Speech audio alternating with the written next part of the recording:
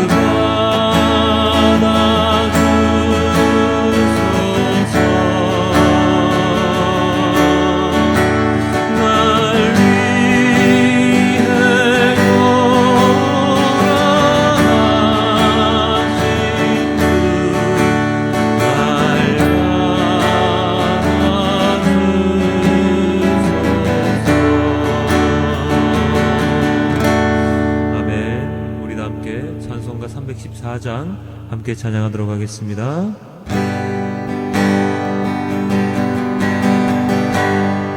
내 구주 예수를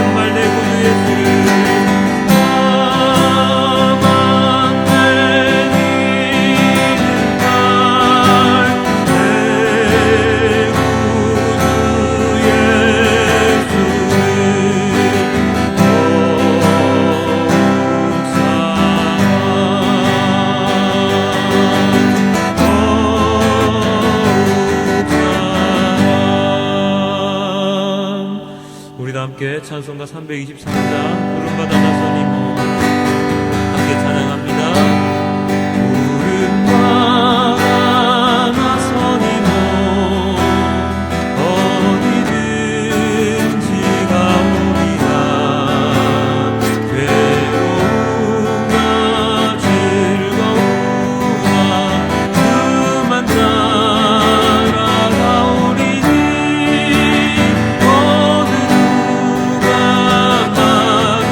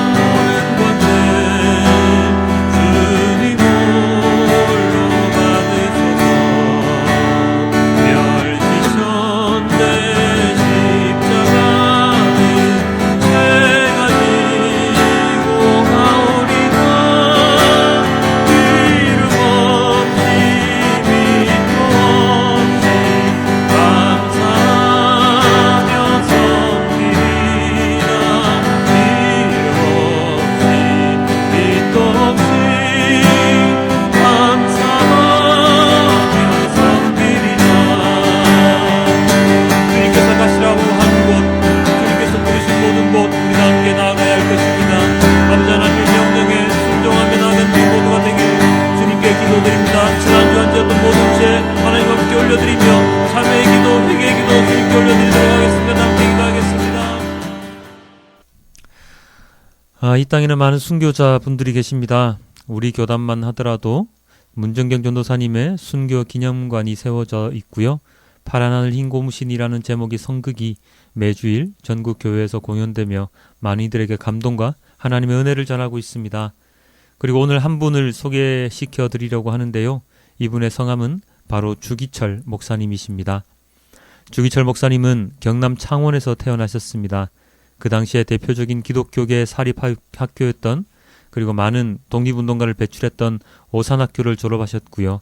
그리고 신앙적, 세상적인 방황을 잠시 하시다가 중생의 경험을 하신 이후에 평양 장로의 신학교를 졸업하시면서 목회의 길을 가게 되십니다. 주기철 목사님의 순교의 배경에는 신사참배가 있습니다. 1930년대 일제는 우리나라 국민에게 신사참배를 강요하였는데, 이때 주기철 목사님을 비롯한 의식 있는 많은 목사님들, 그리고 많은 신도들은 신사참배가 교리에 위반되고 종교의 자유를 침해하는 중대한 사건이라 생각하여서 거부하게 됩니다. 이 신사참배 거부로 인해서 몇 번의 감옥 생활을 하시게 되면서 받은 고문과 구타 등으로 인해서 주기철 목사님께서는 결국 해방 1년 전인 1944년 4월 21일 숨을 거두시게 되지요. 숨을 거두시기 전 마지막 설교를 통해서 목사님께서는 다음과 같은 말씀을 전하셨는데요. 이렇습니다. 우리 주님, 날 위해 십자가 고초 당하시고 십자가 지고 돌아가셨는데 나 어찌 죽음이 무섭다고 주님을 모른 채 하리이까. 오직 일사각오가 있을 뿐입니다. 소나무는 죽기 전에 찍어야 시퍼렇고 백합화는 시들기 전에 떨어져야 향기롭습니다. 이 몸도 시들기 전에 주님 제단에 드려지기를 바랄 뿐입니다. 일사각오의 정신으로 목회를 하시고 끝까지 신앙과 양심의 자유를 지키셨던 주기철 목사님의 생애를 바라보면서 온전한 그리스도인의 모습이 어떠해야 하는 것인가에 대해서 우리는 한 번 더 생각을 해보는 시간을 가졌으면 좋겠습니다. 물론 우리 기독교계에는 주기철 목사님뿐만 아니라 많은 순교자분들이 계십니다. 그리고 이름이 알려지지 않은 많은 진정한 그리스도인들이 많이 있습니다만, 성경을 통해서 그리고 주위의 많은 그리스도인들의 모습을 살펴보면 제대로 된 신앙생활을, 온전한 그리스도인으로서의 삶을 살지 못하는 사람들을 보게 됩니다. 오늘 우리가 살펴본 복음서에서도 그러한 모습이 드러나는데요. 아주 유명한 본문입니다. 얼마 전에 마태복음을 통해 병행 본문을 살펴본 바도 있지요. 어떤 내용입니까? 바로 예수님의 제자들 중에 2명이 예수님께 자리 청탁을 하는 내용입니다. 마가복음 10장 35, 37절입니다. 세베대의 아들 야고보와 요한이 주께 나와 여짜오되 선생님이여 무엇이든지 우리가 구하는 바를 우리에게 하여 주시기를 원하옵나이다. 어찌하여 주의 영광 중에서 우리를 하나는 여짜오되 주의 영광 중에서 우리를 하나는 주의 우편에 하나는 좌편에 앉게 하여 주옵소서. 야고보와 요한이 예수님께 부탁하지요. 예수님의 좌우편에 앉게 해달라고 말입니다. 이 말은 권력자의 자리 바로 옆, 즉 자신들이 권력자가 될 수 있도록 해달라는 이야기입니다. 요즘으로 치면 대통령 선거에서 내가 이만큼 도와주었으니 대통령이 되시면 저에게 비서실장 등등의 자리를 보장해달라 는 것으로 이해할 수도 있습니다. 지극히 인간적인 생각이지만 누구나 할 수 있을 법한 이야기입니다. 이런 생각이 가능한 것은 인간이기 때문에, 그리고 예수님의 순환, 예수님의 사역을 제대로 이해하지 못한 어리석음 때문이기도 합니다. 우리는 여전히 신앙생활을 하면서 잘못된 기대를 할 때가 많습니다. 가장 많은 것이 바로 교회 다니면, 신앙생활을 하면도 아니고 교회를 다니면 복 받는다더라, 사업이 잘 된다더라, 가정이 평안해진다더라 하는 류의 말씀들이지요. 물론 교회를 다니게 되면서부터 모든 것이 나아지는 사람도 있을 수는 있지만 그것은 사람에 따라서 다르지요. 그리고 성경 어디에도 교회를 다니면 사회적 부와 지위를 보장해 준다는 말씀은 없습니다. 성경의 전체적인 말씀은 하나님의 사랑, 그리고 하나님에 대한 순종, 그리고 구원을 약속하셨던 하나님의 그 약속의 실행, 무엇이죠? 바로 예수님의 사역에 초점이 맞추어져 있습니다. 구약의 모든 말씀은 오실 예수님에 대하여, 그리고 신약의 모든 말씀은 오신 예수님과 재림하실 예수님에 대한 이야기들로 가득 찹니다. 그런데 우리는 이 모든 말씀을 우리가 이 세상을 살아가는 데 필요한 세상적인 가치, 세상적인 성공을 이루는 데 사용하는 경우가 많습니다. 바로 오늘 예수님의 두 제자가 했던 행동처럼 말입니다. 솔직히 이야기하면 저도 중생한 후에 교회를 다시 신실하게 다니게 되었을 때 세상적인 시각으로 교회를 바라보았었습니다. 무엇인가 잘 될 수도 있을 것 같고 기도만 하면 다 들어주신다고 하니 나의 경제적인 부유함, 지금 당하는 고통에서의 자유함 등등을 원했던 적도 있었습니다. 부인할 수 없지요. 그리고 그렇게 말씀을 전하는 목사님들도 많이 보았고 그 설교에 감동을 받았던 적도 많이 있었습니다. 여전히 많은 사람들이, 많은 성도님들이 이런 세상적 기준으로 교회를 다니고 계신 분들도 많습니다. 그러나 오늘 예수님께서 우리에게 들려주시는 말씀은 이러한 세상적 기준과는 완전히 다른 말씀들을 들려주십니다. 마가복음 10장 43, 44절입니다. 너희 중에는 그렇지 않을지니 너희 중에 누구든지 크고자 하는 자는 너희를 섬기는 자가 되고 너희 중에 누구든지 으뜸이 되고자 하는 자는 모든 사람의 종이 되어야 하리라. 세상의 가치관과는 정반대이지요. 크고자 하려면 섬기는 자가 되고 으뜸이 되고자 하는 자는 종이 되어야 한다. 그리고 마지막에 이런 말씀을 덧붙이셨습니다. 마가복음 10장 45절입니다. 인자가 온 것은 섬김을 받으려 함이 아니라 도리어 섬기려 하고 자기 목숨을 많은 사람의 대속물로 주려 함이니라. 예수님께서 오신 것은 메시아로서 유대인의 왕으로서 오신 것은 맞지만 인간들이 생각하는 정치적인 왕, 사람이 만든 왕좌에 앉으시는 그런 왕이 아니라 죽음을 통하여 많은 사람들을 구원하시려는 대속물로서 이 땅에 오셨다고 말씀하십니다. 내가 너를 대신해 죽는다는 뜻이죠. 왕인데 왜요? 원래는 왕을 지키기 위해서 많은 부하들이, 신하들이 목숨을 내어놓는 것이 당연한 것인데 예수님께서는 왕이신데 자신의 목숨을 그들, 백성들을 위해서 내놓으신다고 하십니다. 사람들로서는 도저히 이해가 되지 않는 말씀이지요. 사람으로서는 이해가 되지 않는 일이지만 이것이 하나님의 계획이자 사랑의 표현임을 우리는 깨달아야 합니다. 뒤집어 말하면 우리 사람들은 우리가 가지고 있는 기존의 모든 생각들을 뒤집어 엎어서 생각을 해야 한다는 뜻도 지니고 있습니다. 오늘 우리의 본문에는 욥기서가 있는데요. 지난 주일에도 우리가 욥기서를 살펴본 적이 있는데 혹시 지난주에 욥이 한 말 기억나십니까? 욥이 이렇게 말했습니다. 하나님을 볼 수만 있다면 하나님께 나아가 나의 이 고통을 이야기하겠다, 변론하겠다, 호소하겠다 라고 말입니다. 기억나시죠? 오늘은 이러한 욥의 이야기에 하나님께서 대답하십니다. 욥기 38장 1절에서 3절까지의 말씀입니다. 그때 여호와께서 폭풍우 가운데서 욥에게 말씀하여 이르시되 무지한 말로 생각을 어둡게 하는 자가 누구냐? 너는 대장부처럼 허리를 묶고 내가 내게 묻는 것을 대답할지니라. 네가 나를 찾았으니 내가 여기에 너의 앞에 있다. 이제 내가 너에게 물어볼 테니 나의 무릎에 대답해 보아라. 라고 말씀을 하시죠. 그리고 욥에게 하나님께서 질문을 하시는데요. 이렇게 질문하십니다. 내가 땅에 기초를 놓을 땐 네가 어디 있었느냐? 네가 깨달아 알았거든 말할지니라. 누가 그것의 도량법을 정하였는지, 누가 그 줄을 그것의 위에 띄었는지 네가 아느냐?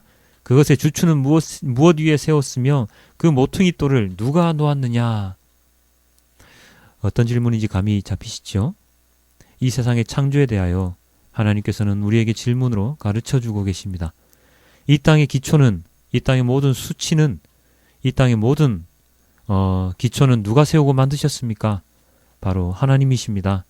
그 말인즉 무슨 뜻입니까? 인간이 하나님의 그 모든 사역을 제대로 알 수 있다, 없다? 없지요. 사람들이 높게 평가하는 학문인 철학의 가장 기본 질문이 무엇입니까?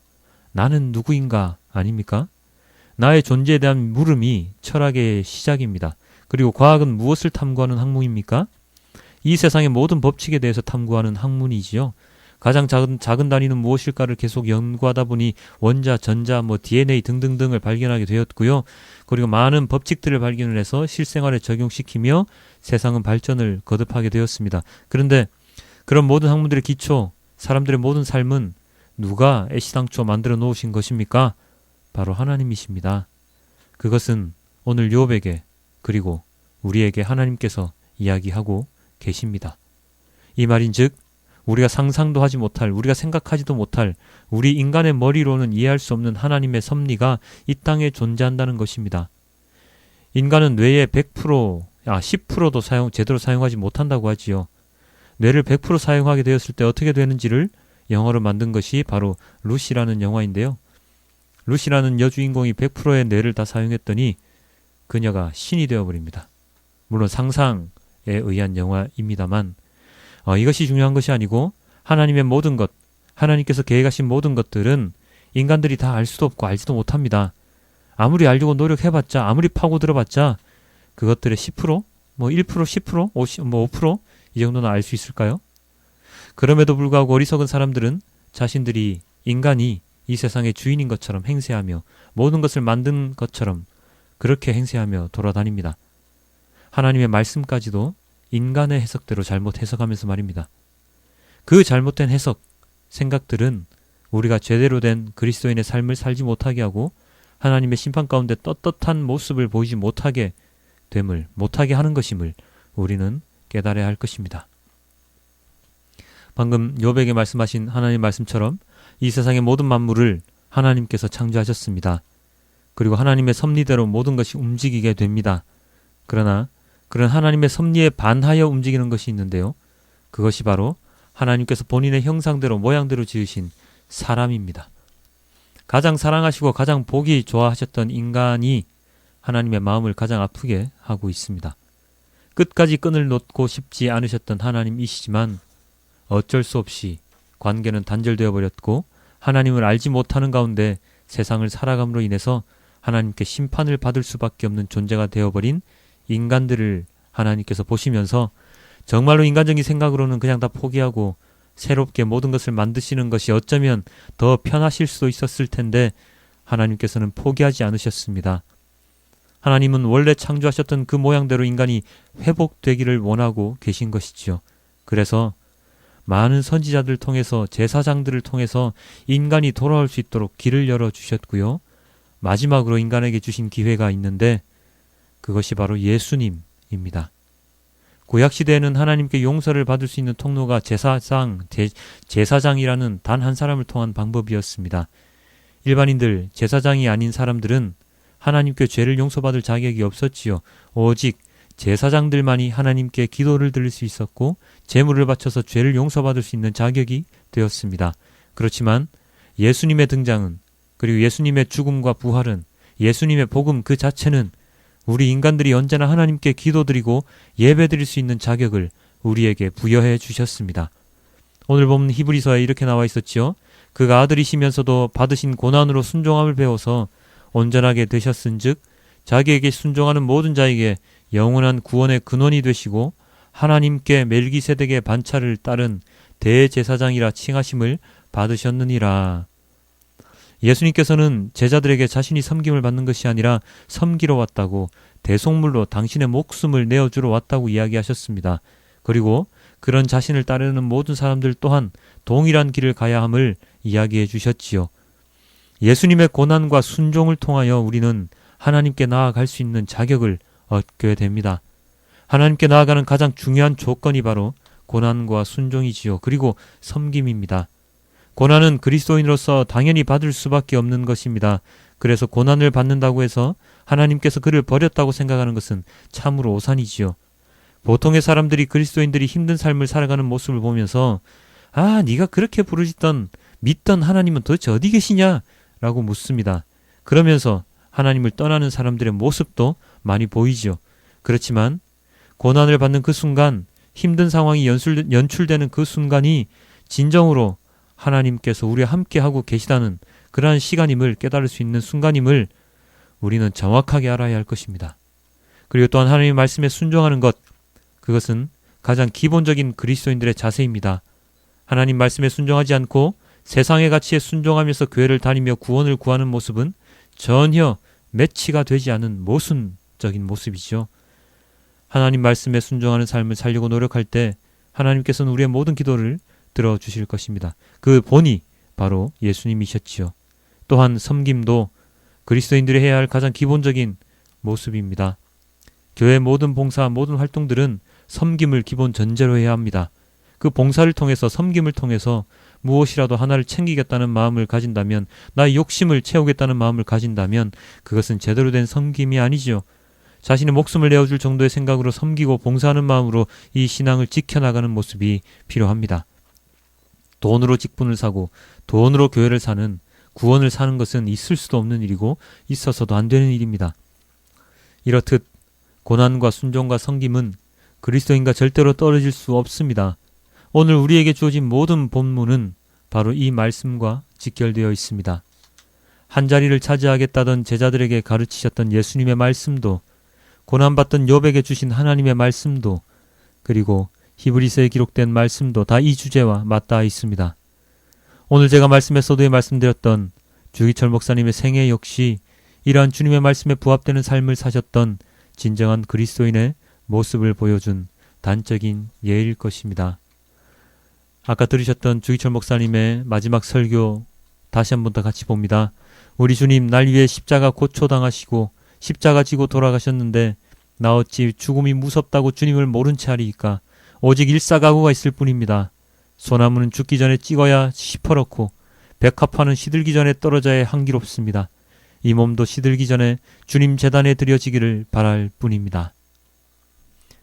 죽음은 우리에게 필연적인데 그 죽음이 두려워서 하나님에 대한 신앙을, 믿음을 저버린다면 그의 삶은 교회를 다닌 삶인지언정 그리스도인으로서의 삶은 아니었을 것입니다. 억울한 누명을 쓰고 온갖 고초와 고난을 겪으시면서도 십자가 사역을 완수하신 예수님의 그 죽음과 이 땅에서 일어난 많은 순교의 역사를 보면서 우리는 이러한 그리스도인의 진정한 삶에 대하여 한 번 더 고민하고 묵상하는 시간을 가져야 할 것입니다. 하나님은 사랑이십니다. 그 사랑에 부합되는 삶을 우리는 살아가야 합니다. 말씀은 말씀이고 나의 삶은 삶이다 하면서 나의 방식대로 살아가는 삶은 그리스도인의 삶이 아님을 오늘 깨닫습니다. 많이 힘든 세상이지요. 어려운 세상이지요. 신앙을 제대로 지키며 살아가기가 힘든 세상입니다. 그러나 그런 세상을 살아갈 때 더욱 하나님께서 우리를 위해 기도하시고 더 긍휼한 마음으로 우리를 바라보고 계시고 안타까운 마음으로 우리의 발길을 지켜주고 계시다는 것을 믿으십시오. 우리가 외면하지 않는 이상 하나님께서는 우리의 손을 절대로 놓지 않으십니다. 하나님께 대들었던 욥에게도 하나님은 기막힌 반전을 선물해 주시지 않으셨습니까? 예수님에 대해서 제대로 알지도 못하고 따라다녔던 제자들조차도 깨달음을 주시지 않으셨습니까? 씻을 수 없는 죄를 범했던 다윗도 용서하여 주시지 않으셨습니까? 교만하였지만, 하나님을 떠나 있었지만 다시금 깨닫고 하나님께로 돌아오는 모든 이들을 아버지의 품으로 따스하게 안아주시는 하나님의 은혜를 우리는 믿고 기억해야 할 것입니다. 이번 한 주간도 이러한 하나님의 사랑과 은혜를 기억하며 살아가시는 따스한 한 주간이 되시길 주님께 기도드리겠습니다. 우리 다 함께 기도하겠습니다.